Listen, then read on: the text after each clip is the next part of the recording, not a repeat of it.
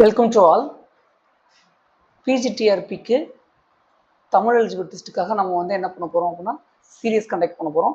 சீரீஸில் வந்து already video 1 முடிஞ்சிருச்சு, இது வீடியோ 2. சரிங்களா?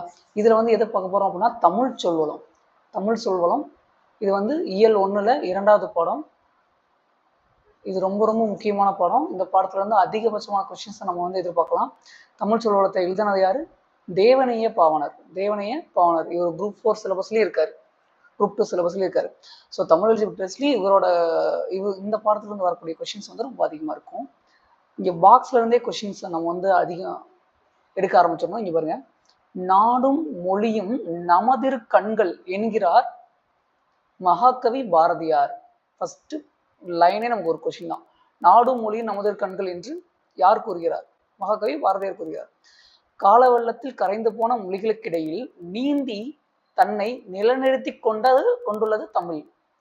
என்ன வளமில்லை என்று எண்ணி வியக்கத்தக்கவாறு பல்வேறு சிறப்பியல்புகளை கொண்டு இலங்குகிறது நம் செந்தமிழ் மொழி. அனைத்து வளமும் உண்டென்று விடை பகர்கிறது தமிழ் சொல்வளம். இதுல எல்லா வளமும் இருக்குன்னு சொல்லிட்டு இந்த பாடம் வந்து நமக்கு வந்து எடுத்து காட்ட போகுதுன்னு சொல்லி யார் சொல்லியிருக்காங்க அப்படின்னா தேவனைய பாவனர் சொல்லியிருக்காரு. ஃபர்ஸ்ட் இங்க இருந்து ஆரம்பிச்சுக்கலாம். சொல்வளம் இலக்கிய செம்மொழிகளுக்கெல்லாம் பொதுவேனும் தமிழ் மட்டும் அதில் தலை சிறந்ததாகும்.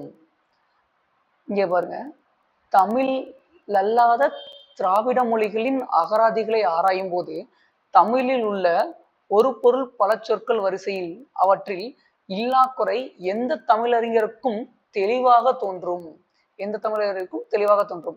அது என்ன, ஒரு பொருள் பல சொற் வரிசை அப்படின்னா ஒரு பொருள் தான், ஆனா அதுக்கு வந்து பல சொற்களை நம்ம யூஸ் பண்ணுவோம். சரிங்களா? அதாவது இப்போ வந்து நம்ம வந்து நெல், அரிசி, சோறு இதெல்லாமே தனித்தனியாக நமக்கு தெரியும். ஆனா இதுவே வந்து இங்கிலீஷ்ல என்ன சொல்லுவோம்? இங்கிலீஷ்ல சொல்ல போனா என்ன இருக்கும் அதிகமா? ரைஸ். முடிஞ்சு. அப்போ வந்து உனக்கு நெல்லுனாலும் ரைஸு, அரிசினாலும் ரைஸு, சோறுனாலும் ரைஸ். ஆனா நமக்கு என்ன இருக்கு? நெல். அது வந்து அறுவடை பண்ணும் போது அதுக்கு பேர் நெல். அதை வந்து நம்ம வந்து உரலில் இட்டு குத்தி எடுக்கும் போது அதற்கு பேர் என்ன? அரிசி. அதுவே வந்து நம்ம வந்து சாதமா வடிக்கும் போது நமக்கு என்ன சொல்லுவோம் அப்படின்னா அதை வந்து சோறுன்னு சொல்லுவோம். சோறு தான் உண்மையான தமிழ் சொல். அப்போ வந்து இதற்கே வந்து நமக்கு 3 விதமான தமிழ் சொற்கள் இருக்கிறது. அததான் என்ன சொல்லியிருக்காங்க, தமிழ் அல்லாத திராவிட மொழிகளின் அகராதிகளை ஆராயும் போது தமிழில் உள்ள ஒரு பொருள் பல சொல் வரிசை அவற்றில் இல்லா குறை எந்த தமிழறிஞருக்கும் இங்க தெளிவாக தோன்றும் சொல்லியிருக்காரு. தமிழில் மட்டும் பயன்படுத்தப்பட்டு தமிழுக்கே சிறப்பாக உரியனவாக கருதப்படும் சொற்கள் மட்டுமன்றி தெலுங்கு, கன்னடம் முதலிய பிற திராவிட மொழிகளுக்குரியனவாகவும் கருதப்படும் சொற்களும் தமிழில் உள்ளன என்கிறார் கால்டுவெல். இது எல்லாத்தையும் சொல்றது யாரு? கால்டுவெல். திராவிட மொழிகளின் ஒப்பிலக்கணம் என்ற நூல் 1856 அந்த நூல் எழுதியிருப்பாரு. 1856 இந்த நூல் எழுதியிருப்பாரு. அதாவது என்ன சொல்லிருக்காங்க அப்படின்னா, தமிழ்ல இருக்க சொல் வந்து தெலுங்கு, கன்னடம் முதலான மொழிகளுக்கும் வந்து உதவி இருக்கும். அதனாலதான் அந்த மொழிகள் இயங்கிட்டு இருக்குங்கிறத வந்து யார் சொல்லியிருக்காங்க? கால்டுவெல் சொல்லியிருக்காரு. அடுத்து, தமிழ் சொல்வளத்தை பல துறைகளிலும் காணலாமேனும் இங்கும் பயிர் வகை சொற்கள் மட்டுமே சிறப்பாக எடுத்து காட்டப்பெறும். அடிவகை ஒரு தாவரத்தின் அடிப்பகுதியை குறிப்பதற்கான சொற்கள். ஒரு தாவரத்தின் அடிப்பகுதியை குறிப்பதற்கான சொற்கள். இது ரொம்ப அழகா இருக்கும். நம்ம வந்து நார்மல் லைஃப்ல இருந்து இதை வந்து நம்ம எடுத்து சொல்லிடலாம். இவருங்க நெல் தாள் கேழ்வரகுத்தாள்னு தான் சொல்லுவோம். அப்போ வந்து இதோட அடி என்ன சொல்லுவாங்க? நெல் தாள் கேழ்வரகுத்தாள்னு சொல்லுவாங்க. பாருங்க, இதைதான் சொல்றாங்க, நெல் தாள் கேழ்வரகுத்தாள்னு சொல்லுவாங்க. தண்டு, இது ஈஸி தான். கீரைத்தண்டு, வாழைத்தண்டு. கீரை, வாழையா முதலியவற்றின் அடி அதை என்னன்னு சொல்றாங்க? தண்டு. அப்ப கீரைத்தண்டு, வாழைத்தண்டு சொல்லி பாருங்க. அதுவே நெல் தாள் கேழ்வரகுத்தாள் இது கொஞ்சம் டிஃப்ரெண்டா இருக்கும். கேழ்வரகுத்தாள்ங்கிறத நம்ம அதிகமா வந்து பயன்படுத்தினது கிடையாது. ஆனா இங்க வந்து நம்ம தெரிஞ்சுக்கணும். நெல் தாள், கேழ்வரகுத்தாள். கோல் அப்படின்னா நெட்டி மிளகாய் செடி. இதுதான் வந்து ப்ரீவியஸ் கொஸ்டின்ல நிறைய டைம் கேட்டிருக்காங்க. இது ரொம்ப இம்பார்ட்டன்ட். கோல்னா நெட்டி மிளகாய் செடி முதலியவற்றின் அடி. நெட்டி மிளகாய் செடி முதலியவற்றின் அடி. தூறு அப்படின்னா என்ன? குத்துச்செடி, புதர் செடி முதலியவற்றின் அடி. தூறு அப்படின்னா எது வரும்? குத்துச்செடி, புதர் முதலியவற்றின் அடியை வந்து தூறுன்னு சொல்லுவாங்க. அடுத்து தட்டு அல்லது தட்டை. கம்பந்தட்டை, சோளத்தட்டை. நம்ம சொல்லுவோமா கம்பந்தட்டை போர் வச்சாச்சுங்களா, சோளத்தட்டை போர் வச்சாச்சா அப்படின்னு சொல்லுவோமா.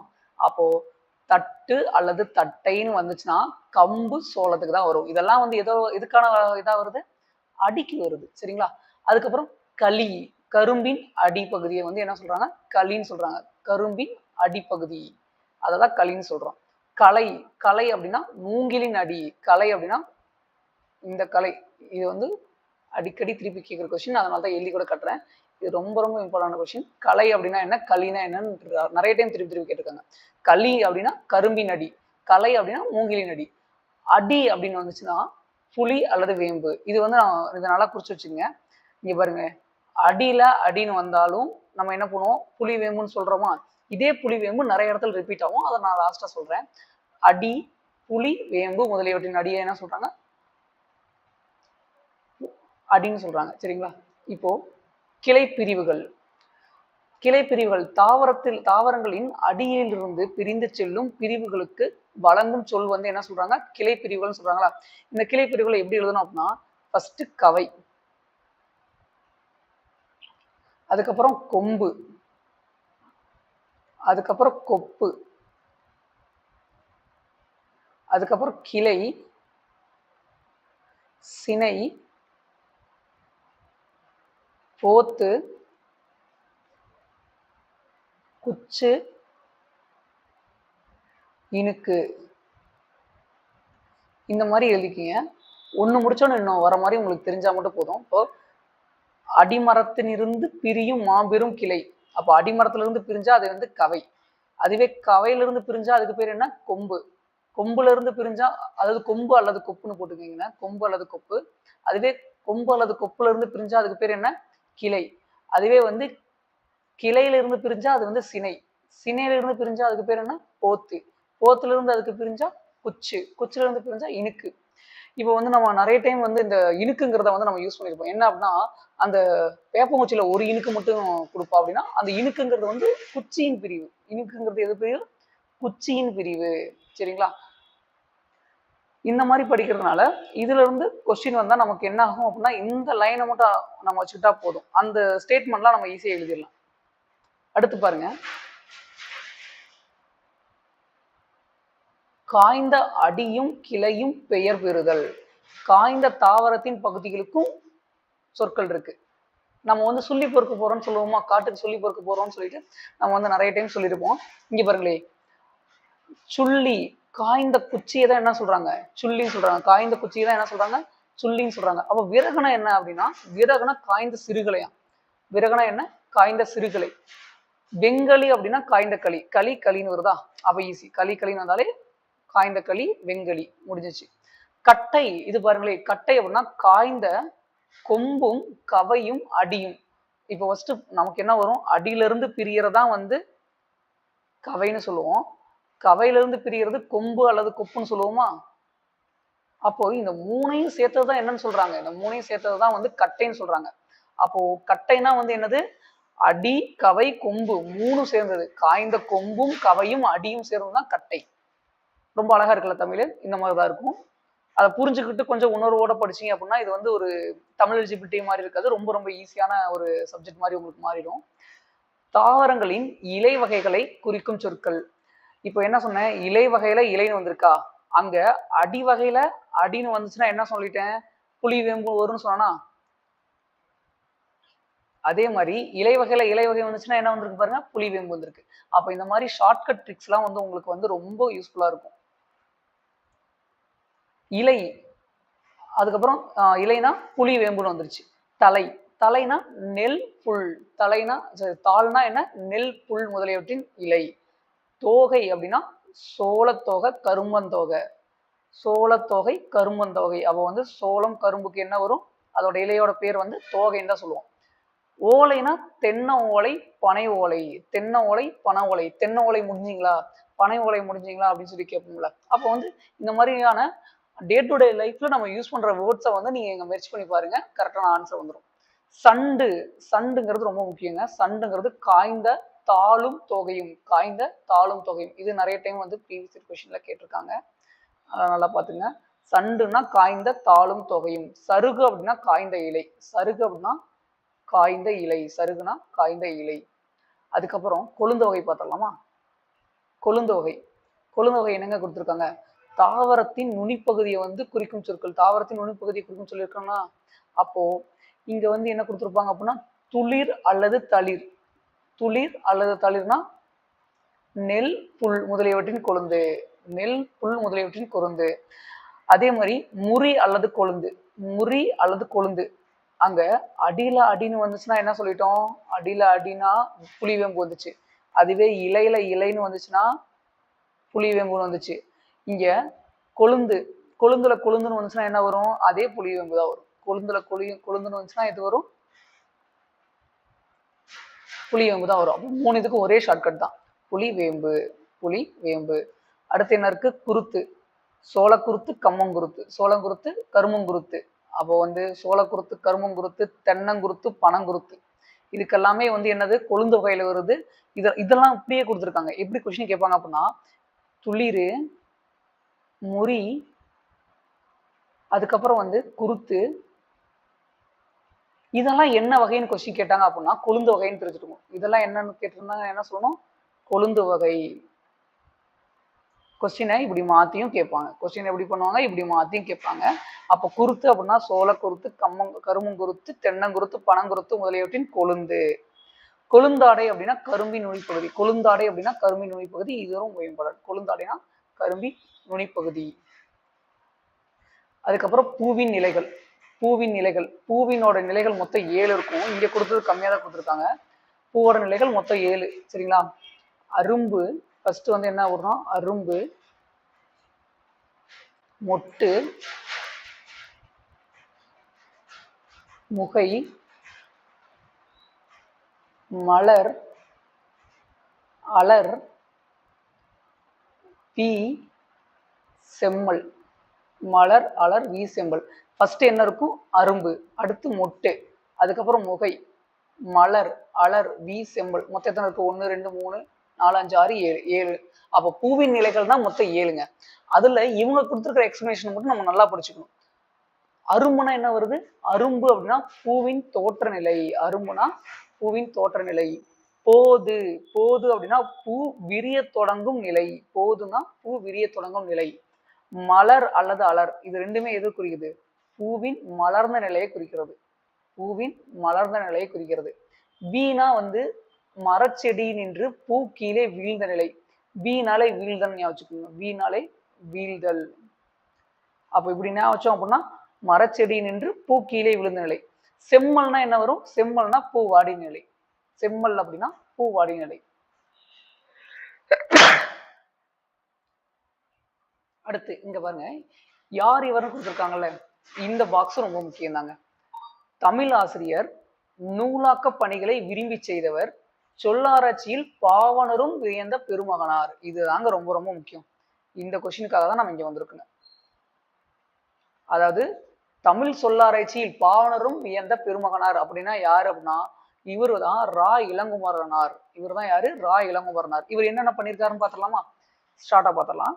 திருச்சியில அருகில் இருக்கிற அமைந்துள்ள அல்லூர்ல, திருச்சிக்கு அருகில் அமைந்துள்ள அல்லூரில் திருவள்ளுவர் தவச்சாலை ஒன்றை அமைத்தவர். பாவனர் நூலகம் ஒன்றையும் உருவாக்கினார். பாவனர் நூலகம் ஒன்றையும் உருவாக்கியுள்ளார். தமிழகம் முழுவதும் திருக்குறள் சொற்பொழிவுகளையும் வழங்கியவர். தமிழகம் முழுவதும் எதை வழங்கியிருக்காரு? திருக்குறள் சொற்பொழிவுகளையும் வழங்கியிருக்காரு. தமிழ் வழி திருமணங்களை நடத்தியவர். தமிழ் வழி திருமணங்களை நடத்தியவர். இதெல்லாம் இவரோட சிறப்புகள். அதுக்கப்புறம் இங்க பாருங்க, இதை படிக்கும்போது நமக்கே கொஞ்சம் இதா இருக்கும். விதிகளை இழக்க நேரிட்டாலும் கூட தாய் தமிழினை இழந்துவிடக்கூடாது என்று எண்ணியவர். அதற்காக தமிழ் தென்றல் திருவிக்கா போல். அப்ப என்ன கொஸ்டினை கேட்பாங்கன்னா, தமிழ் தென்றல் திருவிக்கா போல் விதிகளை இழக்க நேரிட்டாலும் தாய் தமிழினை இழந்துவிடக்கூடாது என்று எண்ணியவர் யாருன்னு கொஸ்டின் கேட்டிருக்காங்க. யார் அப்படின்னா இளங்குமரனார். ரா இளங்குமரனார். ரா இளங்குமரனார்.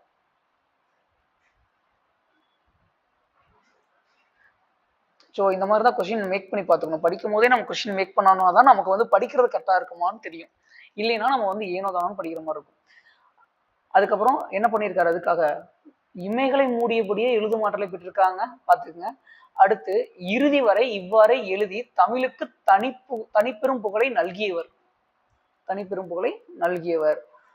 பற்பல நூல்களை எழுதியிருப்பினும் இலக்கண வரலாறு, இவரோட நூல்கள் சொல்றாங்க. இலக்கண வரலாறு, தமிழிசை இயக்கம், தனித்தமிழ் இயக்கம், பாவாணர் வரலாறு, குண்டலகேசி உரை, யாப்பெருங்கல உரை, புறத்திரட்டு உரை, திருக்குறள் தமிழ் மரபுரை. இது ரொம்ப முக்கியங்க. திருக்குறள் தமிழ் மரபுரை யார் எழுதுனான்னு நான் நிறைய டைம் கேட்டிருக்காங்க டிஎன்பிசியில், அதனால இங்கேயே கேட்க வாய்ப்பு இருக்கு. திருக்குறள் தமிழ் மரபுரை, திருக்குறள் தமிழ் மரபுரை. அப்ப திருக்குறள் தமிழ் மரபுரை, திருக்குறள் தமிழ் மரபுரை யார் எழுதுனா அப்படின்னா ரா இளங்குமரனார் எழுதினார் அப்படிங்கிறது நல்லா தெரியணும். திருக்குறள் தமிழ் மரபுரை, காக்கை பாடினிய உரை, தேவநேயம் முதலியன இவர்தம் பணியை தரம் உயர்த்திய நல்முத்துக்கள். அவர்தாம் உலக பெருந்தமிழர் ரா இளங்குமரனார். தமிழ் திரு ரா இளங்குமரனார். பார்த்தாச்சுங்களா? அடுத்து இங்க பாருங்க, பிஞ்சு வகை. பிஞ்சு வகைனா என்னன்னு பார்த்தலாமா? தாவரத்தின் பிஞ்சு வகைகளுக்கு வழங்கும் சொற்கள். பூம்பிஞ்சு, பூவோடு கூடிய இளம்பிஞ்சு. பூம்பிஞ்சுனா என்ன? பூவோடு கூடிய இளம்பிஞ்சு. பிஞ்சுனா என்ன? இளம் காயாங்க. பூம்பிஞ்சுனா என்ன? பூவோட, பூன்னு வந்துச்சுன்னா பூவோட கூடிய இளம்பிஞ்சு. பிஞ்சுனா இளம் காய். வடு, மாவடுன்னு சொல்லி கேள்விப்பட்டிருப்போம். மாவடு, மாவடுனா அப்போ மாங்காயின் பிஞ்சு, மாம்பிஞ்சு. மூசு, மூசுனா பலாப்பிஞ்சு. இது ரொம்ப முக்கியங்க. மூசு அப்படின்னா என்ன வரும்? பலாப்பிஞ்சு வரும். மூசுனா பலாப்பிஞ்சு. கவ்வை அப்படின்னா எல் பிஞ்சு, கவ்வை எல் பிஞ்சு. குறும்பை, குறும்பை அப்படின்னா என்ன வருது? தென்னங்குறும்பை, பனங்குறும்பை. அதாவது நம்ம வந்து நடும் போது பனங்குறும்பை வந்து வாங்கிட்டு வந்துடலாமா, தென்னங்குறும்பை வாங்கிட்டு வந்துடலாமான்னு சொல்லி கேட்போம்ல. அப்போ வந்து அதெல்லாம் வந்து என்ன? பிஞ்சு வகையில வரும். அடுத்து வந்து முதலியவற்றின் இளம்பிஞ்சு. அதுக்கப்புறம் வந்து முட்டுக்குறும்பை. முட்டுக்குறும்பைனா சிறு குறும்பைன்னு சொல்லுவாங்க. முட்டுக்குறும்பைனா சிறு குறும்பைன்னு சொல்லுவாங்க. இளநீர், இது அழகா இருக்கு பாருங்க. இளநீர்னா முற்றாத தேங்காய். அப்போ முற்றாத தேங்காய் தான் நம்ம என்ன சொல்லுவோம்? இளநீர்னு சொல்லுவாங்க. இளநீர்னா என்னது? தண்ணி ஆடக்கூடாது, வெயிட்டா இருக்கும். அப்ப அதை இளநீர் சொல்லுவாங்க. அப்போ முற்றாத தேங்காய். நுழாய், நுழாய்னா என்னங்க? இளம் பாக்கு. நுழாய்னா என்ன? இளம் பாக்கு. ரொம்ப இம்பார்ட்டன்ட். நுழாய்னா என்ன? இளம் பாக்கு. கருக்கல்னா இளநெல். கருக்கல்னா என்ன? இளநெல். கச்சல்னா என்ன? வாழை பிஞ்சு. கச்சல்னா வாழை பிஞ்சு, அதாவது வாழை கச்சல்னு சொல்லுவாங்க. அடுத்துங்க கொலை வகை. தாவரங்களின் கொலை வகைகளை குறிப்பதற்கான சொற்கள். கொத்து, இது ஈஸிங்க. அவரை கொத்து, துவரை கொத்து. அவரை, துவரை, அதெல்லாம் என்னன்னு சொல்லுவோம்? கொத்துன்னு சொல்லுவோம். குலைனா என்ன? கொடி முந்திரி. கொலை கொலையா முந்திரிக்கான்னு சொல்லுவோமா? அது மாதிரி கூட ஞாபகம் வச்சுக்கோங்க. குலைனாலே முந்திரிக்கா. தாறு, வாழை தாருன்னு தான் சொல்லுவோம். அப்போ வாழை குலைய என்ன சொல்லுவோம்? தாருன்னு சொல்லுவோம். கதிர், கேழ்வரகு, சோளம். கதிர்னா என்ன வரும்? கேழ்வரகு, சோளம். அப்போ கதிர் ரொம்ப முக்கியங்க. இது கதிர்ங்கிறது எதுக்கு வருது? கேழ்வரகுக்கும் சோளத்துக்கும் வருது. இது ரெண்டும் முக்கியம். அடுத்து வந்து அலகு அல்லது குரல். அலகு அல்லது குரல். நெல், திணை முதலியவற்றின் கதிர். நெல், திணை முதலியவற்றின் கதிர். சீப்பு, வாழைத்தாற்றின் பகுதி. ஒரு வாழைச்சீப்பு கொடுங்கப்பா, ஒரு வாழைச்சீப்பு கொடுங்க. அப்போ வாழை சீப்புனா என்ன வரும்? நெல், வாழைத்தாற்றின் ஒரு பகுதியை தான் சொல்றாங்க. அடுத்து என்ன கேட்டிருக்காங்க? கெட்டுப்போன காய்கனி வகை. கெட்டுப்போன காய்கனி வகை. கெட்டுப்போன காய்க்கும் கனிக்கும் தாவரத்திற்கு ஏற்ப வழங்கும் சொற்கள். கெட்டுப்போன காய்க்கும் கனிக்கும் தாவரத்திற்கு ஏற்ப வழங்கும் சொற்கள். இது ரொம்ப இம்பார்ட்டன்ட் பாருங்க. சூம்பல், சூம்பல்னா நுனியில் சுருங்கிய காயாம். சூம்பல்னா என்னது? நுனியில் சுருங்கிய காயாம். சிவியல்னா சுருங்கிய பழமா. சிவியல்னா என்ன? சுருங்கிய பழம். சூம்பல்னா வந்து நுனியில சூம்பி இருக்குன்னு சொல்லுவாங்கல்ல. அப்போ வந்து சூம்பல்னாவே நுனிங்கிறத ஞாபகம் வச்சுக்கோங்க. சிவியல்னா வந்து மொத்த பழமும் சுருங்கி இருக்கும். மொத்த பழமும் சுருங்கி இருந்தா அது என்ன? சிவியல். சொத்தை, புழு பூச்சி அரித்த காய் அல்லது கனி. காய் அல்லது கனி ரெண்டையுமே சேர்த்து சொல்றாங்க. அப்போ சொத்தக்காய்னா என்னது? புழு பூச்சி அரிச்சிருக்கும். சொத்தைனா என்னது? புழு பூச்சி அரிச்சிருக்குமாமா. வெம்பல், வெம்பல்னாவே சொரியும். வெம்பல்னாவே வந்து வெப்பத்தை தான் குறிக்குதா? அப்போ என்ன இருக்காங்க? சூட்டினால் பழுத்த பிஞ்சு. அது டேஸ்டே இருக்காதுங்க. நீங்க வந்து மாம்பழத்துல வந்து வெயிலே பட்டு ஒரு பழம் வந்து பழுத்திருக்கும். அந்த பழத்தை வந்து உடைச்சோடனே நம்ம வந்து பிச்சோடனே நமக்கு தெரிஞ்சிடும். அது வந்து டேஸ்ட் இருக்காது, சாப்பிடவும் நல்லா இருக்காது. அழியல்னா என்ன? குழுகுழுத்த பழமா? அழியல்னா என்ன? குழுகுழுத்த பழம். அதாவது ஒரு பழத்தை தொடும் போதே வந்து நமக்கு வந்து அது வந்து கொல கொல கொலன்னு இருக்கும். அப்போ குழுகுழுத்த பழம் அழியல்னா. அதுவே அழுகல்னா குழுகுழுத்து நாரிய பழமா? அழுகல்னா என்ன? குழுகுழுத்து நாரிய பழம் அல்லது காய். இது ரெண்டுமே பாத்துங்க. அழியல்னா என்ன? அழுகல்னா என்ன? சொண்டுனா என்ன? பதறாய் போன மிளகாய். உள்ள விதை இல்லைன்னா அதுக்கு பேர் சொண்டுங்க. மிளகாய் இருக்குல்ல, மிளகாயில வந்து உள்ள சின்ன சின்னதா விதைகள் இருக்குங்க. அந்த விதைகள் இல்லை அப்படின்னா அது சொண்டு. அப்ப பதறாய் போன மிளகாய். அடுத்து இங்க பாருங்க, கோட்டான் காய் அல்லது கூகைக்காய். கோட்டான் காய் அல்லது கூகைக்காய். கோட்டான் அமர்ந்ததினால் கெட்ட காய், தேரை அமர்ந்ததால் கெட்ட காய். கோட்டாய் அமர்ந்துச்சுன்னா கெட்டு போயிருமா? அதே மாதிரி தேரை அமர்ந்ததால் கெட்ட காயா? அள்ளிக்காய்னா என்னன்னு பாருங்களே, தேரை அமர்ந்ததனால் கெட்ட தேங்காயா? தேரை அமர்ந்ததனால் கெட்ட தேங்காய். ஒல்லிக்காய்னா என்ன? தென்னையிலே கெட்ட காய். ஒரு சில காய் வந்து பார்க்கும் போதே நமக்கு தெரிஞ்சிடும். அந்த காய் வந்து சின்னதாவே இருக்கும், சூம்பியே இருக்கும். அதுக்கு பேர் தான் வந்து ஒல்லிக்காய். அந்த காய் வந்து நம்ம வந்து எதுவுமே யூஸ் பண்ண முடியாது. அப்போ ஒல்லிக்காய்னா தென்னையிலே கெட்ட காய். அடுத்து இங்க என்ன கொடுத்துருக்காங்க? பழத்தோல் வகை கொடுத்துருக்காங்க. பழத்தோல் வகை என்னன்னு பார்த்தலாமா? தொலி. தொலினா என்னது? மிக மெல்லியது. தொலினா மிக மெல்லியது. இதுக்கு நம்ம வந்து நிறைய டைம் எக்ஸாம்பிள் பார்த்துருப்போம். அதாவது நிலக்கடலை இருக்குல்ல, கடலை இருக்குல்ல, கடலையோட அந்த மேற்மூடி என்ன சொல்லுவாங்க அப்படின்னா தொலின்னு சொல்லுவோம். அத கடலை தொலி வந்து பறக்குது பாரு அப்படிம்பாங்க. கடலை தொலி வந்து பறக்குது பாரு அப்படிம்பாங்க. அப்போ தொலினா மிக மெல்லியது. தோல்னா திண்ணமானது. தோல்னா என்னது? திண்ணமானது. தோடு அப்படின்னா வன்மையானதா? தோடு அப்படின்னா வன்மையானது. ஓடுனா மிகவும் வன்மையானது. ஓடு அப்படின்னா மிகவும் வன்மையானது. குடுக்கை, சுரையின் ஓடு, இது ஈஸிங்க. குடுக்கை அப்படின்னா உரையின் ஓடு, இது ஈஸி தான். மட்டை, தேங்காய் நெற்றியின் மேற்பகுதி, இதுவும் தெரியும். தென்னை மட்டை, அதாவது தேங்காய் மட்டையை உரி, தென்னை மட்டையை அப்படின்னு சொல்லுமா? அப்ப தேங்காய் மட்டையை உரி. அவ வந்து தேங்காய் நெற்றி மேற்பகுதி. உமி, நெல், கம்பு, இது நமக்கு தெரியும். நெல் உமி, கம்பு உமின்னு சொல்லுவோம். அப்போ வந்து உமினாலே நெல் மற்றும் கம்பு முதலியவற்றின் மூடி. கொம்மைனா பாருங்களேன், இது கொஞ்சம் டிஃபரெண்டா இருக்கு. கொம்மைனா வரகு கேழ்வரகு வருது. கொம்பைக்கு மட்டும் நல்லா ஞாபகம் வச்சுங்க. கொம்பை, வரகு கேழ்வரகு.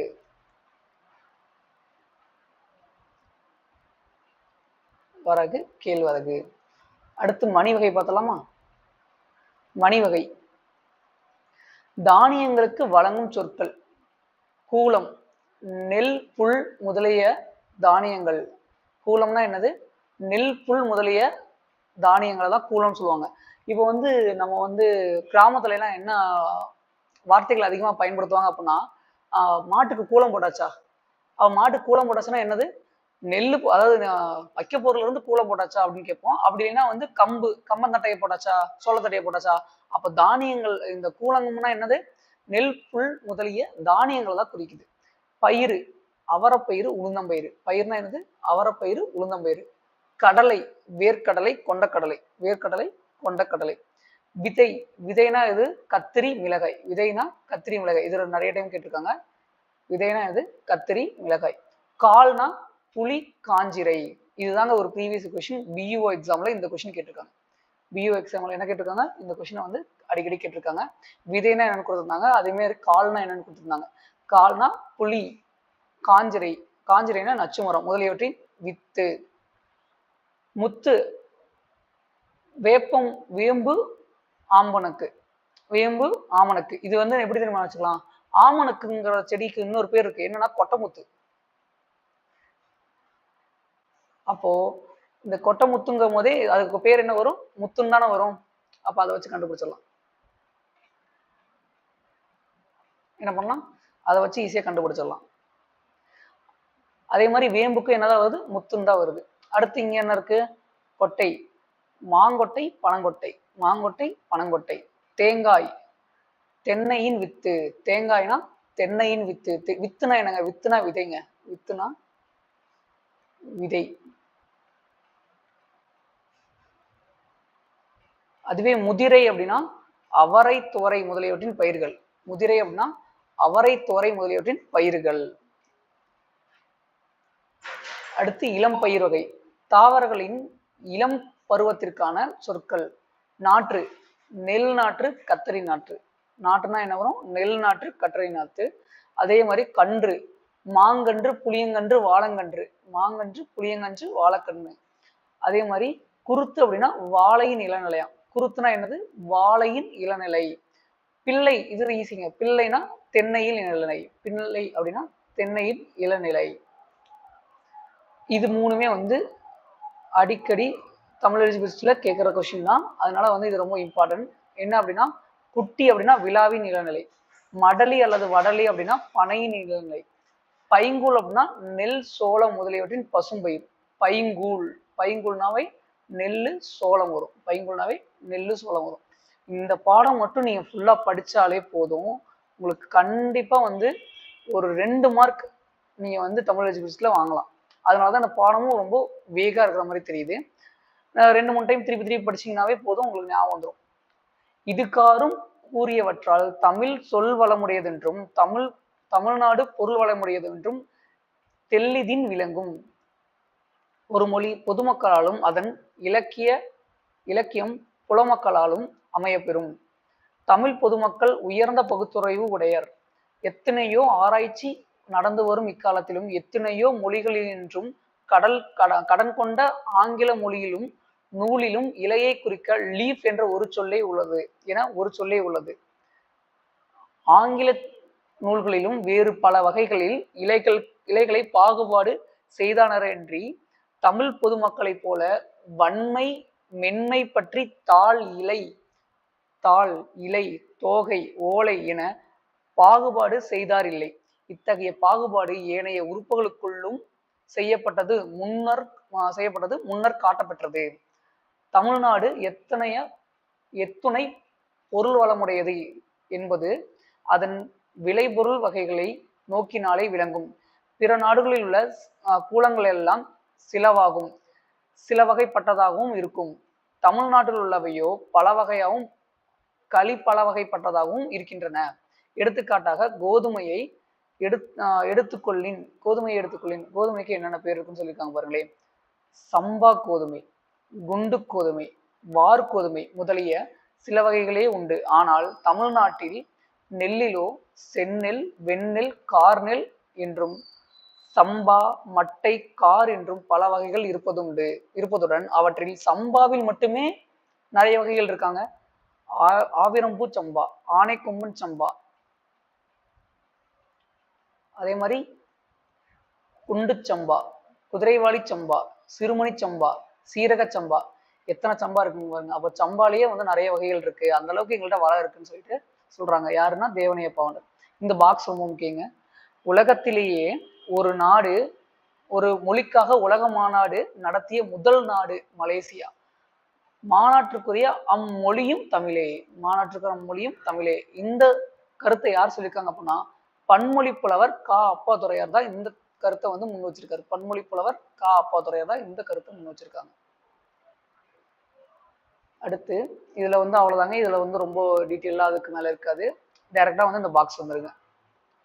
பாக்ஸ்ல பாவனர் தமிழ் சொல்வளம் கட்டுரையில் வித்து வகை, வேர் வகை, அரித்தாள் வகை, காய்ந்த இலை வகை, இலைக்காம்பு வகை, பூமடல் வகை, அரும்பு வகை, பூக்காம்பு வகை, இதழ் வகை, காய் வகை, கனி வகை, உள்ளிட்டு வகை, தாவர கழிவு வகை, விதைத்தோல் வகை, பதர் வகை, பயிர் வகை, கொடி வகை, மர வகை, கரும்பு வகை, காய்ந்த பயிர் வகை, வெட்டிய விறகு துண்டு வகை, மரப்பட்ட வகை, பயிர் செறிவு வகை, நிலத்தின் தொகுப்பு வகை, செய்வகை, நிலவகை, நன்செய் வகை, வேலி வகை, காட்டு வகை ஆகியவற்றின் சொல்வளங்களையும் வெளியுள்ளார். இதுல எத்தனை வகைகள் இருக்குங்கிறத நல்லா பாத்துக்கங்க. இதெல்லாம் கொஸ்டினை கேட்க மாட்டாங்க. ஆனா இதுக்கு முன்னாடி கேட்ட கொஸ்டின்ல எல்லாம் வந்து என்ன பண்ணுவாங்க அப்படின்னா வித்து வகையில என்னென்ன கொஸ்டின் எல்லாம் கேட்டிருக்காங்க. சரிங்களா? அது ரொம்ப இம்பார்ட்டன்ட். அதனால அதுல இருக்கிறதெல்லாம் நல்லா படிச்சுங்க. அது மாதிரி விறகுனா என்ன, களினா என்ன, அதே மாதிரி குச்சுன்னா என்ன, இதெல்லாம் வந்து ரொம்ப இம்பார்ட்டன்ட் வைப்பாங்க. அடுத்து நூல்வழி. மொழி ஞாயிறு என்றழைக்கப்படும் தேவநேய பாவனரின் சொல்லாய்வு கட்டுரைகள் நூலில் உள்ள தமிழ் சொல்வளம் என்னும் கட்டுரையின் சுருக்கம் பாடமாக அமைந்துள்ளது. இதுவே சுருக்கமாங்க, நல்லா பாத்துங்க. மொழி ஞாயிறு என்று அழைக்கப்படுவர் யாரு? தேவநேய பாவனர். அவர் எழுதினதா சொல்லாய்வு கட்டுரைகள். அதுலதான் வந்து என்ன இருக்கு? தமிழ் சொல்வளம் இருக்கு. அப்ப தமிழ் சொல்வளம் எங்கே இடம் பெற்றுள்ளதுன்னா சொல்லாய்வு கட்டுரைகள். யார் எழுதின சொல்லாய்வு கட்டுரைகள்? யார் எழுதின சொல்லாய்வு கட்டுரைகள் அப்படின்னா தேவநேய பாவாணர் எழுதிய சொல்லாய்வு கட்டுரைகள். இது ரொம்ப முக்கியங்க. இவருக்கு இன்னொரு பேர் இருக்கு, பாவலரேறு. இவருக்கு இன்னொரு பேர் இருக்கு, சரி இவருக்கு வந்து அது பாவலர் பெருஞ்சித்தனாரு. இவருக்கு பேர் என்ன அப்படின்னா மொழி ஞாயிறு மட்டும் தான். இவருக்கு பேர் வந்து மொழி ஞாயிறு மட்டும் தான்.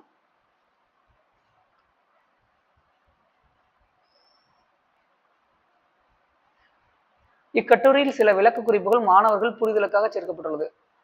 பல்வேறு இலக்கண கட்டுரைகளையும் மொழி ஆராய்ச்சி கட்டுரைகளையும் எழுதிய பாவனர் தமிழ் சொல்லாராய்ச்சியில் உச்சம் தொட்டவர். தமிழ் சொல்லாராய்ச்சியில் யார் உச்சம் தொட்டிருக்காருங்க? தேவநேய பாவனர். இவரே வியந்த பெருமகனார் யாரு? அதாவது சொல்லாராய்ச்சியில் இவரே வியந்த பெருமகனார் அப்படின்னா யாருன்னு கேட்டோம் அப்படின்னா அவர் தான் ரா இளங்குமரனார். அப்ப இவரே இவ்வளவு ஆராய்ச்சி பண்ணிருக்காரு, இவரே வந்து ஒருத்தரை பார்த்து வியந்திருக்காரு அப்படின்னா அவர் தான் யாரு? ரா இளங்குமரனார். அதான் அந்த பாக்ஸ்ல படிச்சோம். செந்தமிழ் சொற்பிறப்பியல் அகர முதலி திட்ட இயக்குனராக பணியாற்றியவர். இது ரொம்ப முக்கியங்க, இது ரொம்ப இம்பார்ட்டன்ட். செந்தமிழ் சொற்பிறப்பியல் அகர முதலி திட்ட இயக்குனர். உலக தமிழ் கழகத்தை நிறுவி தலைவராக இருந்தவர். உலக தமிழ் கழகத்தை நிறுவி தலைவராக இருந்தவர். இதுல அந்த நூல்வெளி ஃபுல்லா பார்த்தாச்சுங்களா? இதுல இருந்து கண்டிப்பா வந்து ஒரு கொஸ்டின் வரலாம், இதுல இருந்து கொஸ்டின் வரலாம். அதே மாதிரி இந்த பாடமே ரொம்ப இம்பார்ட்டண்டா தான் இருக்கும். அதனால இதுல இருக்கிறது எல்லாம் படிச்சுங்க. அதுக்கப்புறம் இது படிச்சுட்டு போயிடலாம். எத்திசையும் புகழ் மணக்க. தமிழ் தமிழ் வந்து கடல் கடந்தும் அச்சேரி இருக்குது. அதுதான் இந்த பேராகிராஃப்ல பார்க்க போறோம். போர்ச்சுகீசு நாட்டின் தலைநகர் லிசுபனில் 1554 காடிலா என்னும் நூல் முதலாக தமிழ் மொழியில்தான் மொழிபெயர்க்கப்பட்டது. இந்நூல் ரோமன் வரிவடிவில் அச்சிடப்பட்டுள்ளது. ரோமன் எழுத்துருவில் வெளிவந்த இதன் முழு பெயர் கார்டிலா டி லிங்கு தமிழ் போர்ச்சுகீஸ். இன்று இது அன்றைய காலத்திலேயே இரு வண்ணங்களில், அதாவது இரு வண்ணங்கள்னா என்னது? கருப்பு சிவப்பு இரு வண்ணங்களில் மாறி மாறி நேர்த்தியாக அச்சிடப்பட்டுள்ளது. இந்திய மொழிகளிலேயே மேலை நாட்டு எழுத்துருவில் முதலில் அச்செறிது தமிழ்தான். இது எந்த செய்தி? 6ஆம் உலக தமிழ் மாநாட்டு மலர். 6ஆம் உலக தமிழ் மாநாட்டு மலர். இதுல ரொம்ப இம்பார்ட்டன் என்ன? போர்ச்சுகீஸ் நாட்டோட தலைநகர்ல லிசுபன்ல தான் என்ன பண்ணியிருக்காங்க, 1554 காடிலா என்னும் நூல் முதலாக தமிழ் மொழியில் மொழிபெயர்க்கப்பட்டு அச்சேரி இருக்கு. அது என்ன வடிவில் அச்சேரி இருக்கு? ரோமன் வடிவில் அச்சிடப்பட்டுள்ளது. இது ரொம்ப இம்பார்ட்டன்ட். சரிங்களா? இந்த பாடத்துல வந்து நம்ம கண்டிப்பா வந்து நிறைய டைம் ரிவிஷன் பண்ண வேண்டியது இருக்கும். இதுல இருந்து கண்டிப்பா 2 கொஸ்டின்ஸ் ஆச்சு நம்ம வந்து எதிர்பார்க்கலாம். ஸோ இதை வந்து திருப்பி ரிப்பீட்டடா படிச்சுங்க. ரொம்ப இம்பார்ட்டன்டான கொஸ்டின்ஸ். இதுக்கப்புறம் வரக்கூடிய பாடங்கள்ல வந்து நம்ம வந்து அதிகமான விஷயங்களை வந்து நம்ம டிஸ்கஷன் பண்ணலாம். இந்த மாதிரியான ஒரு புரிதலோட நீங்க படிக்கும் போது தமிழ் எலிஜிபிலிட்டி டெஸ்ட்ங்கிறது வந்து ரொம்ப ஈஸியா மாறிடுங்க உங்களுக்கு. சரிங்களா? ஏதாச்சும் டவுட் இருந்துச்சுனாலும் நீங்க வந்து கமெண்ட்ல கேட்கலாம். தேங்க்யூ.